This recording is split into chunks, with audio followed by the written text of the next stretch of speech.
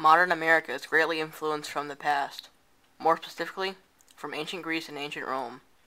From ancient Greece, we borrowed the democratic government, the idea of recording history for future generations, and many aspects of theater, including tragedies and comedies. From ancient Rome, we adopted the Julian calendar, a three-branch government, and the concept of a republic.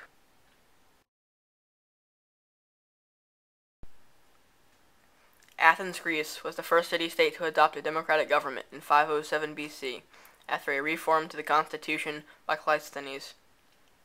However, the use of a democracy in ancient Greece cannot be solely credited to Cleisthenes. In fact, democracy's roots go all the way back to 621 BC, when a Greek legislator named Draco established his legal code. This code was quite democratic and even said that all citizens were equal. Another person who helped found democracy was a lawmaker named Solon. In 594 BC, Solon outlawed slavery and allowed any citizen to bring charges against the wrongdoer. The United States of America has been a democracy ever since it was founded. From the 450s to the 420s BC, a Greek historian named Herodotus wrote the first history book, called the Histories. The Histories recorded ancient traditions, politics, and geography from around and before Herodotus' time. When it was found by archaeologists, it greatly helped him uncover the past. Also, his book later earned him the title Father of History.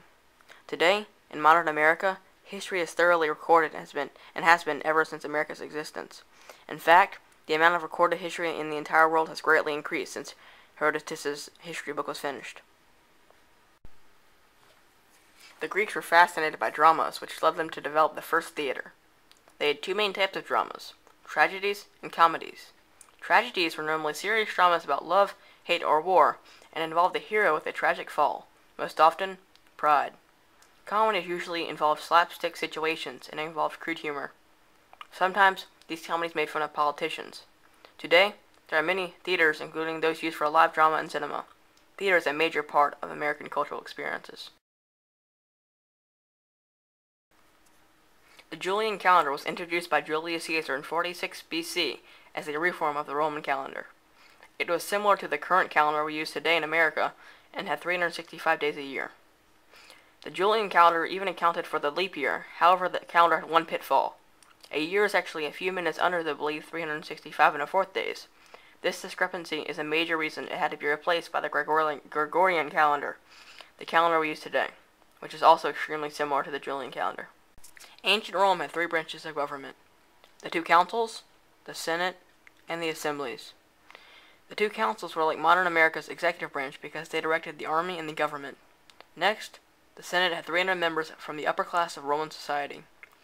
These senators influenced foreign and domestic policies. Lastly, the assemblies were the democratic part of the government, where common people voted on laws. Today, the three branches of the United States government, the legislative, executive, and judicial branches, are a little different, but were influenced by Roman branches of government.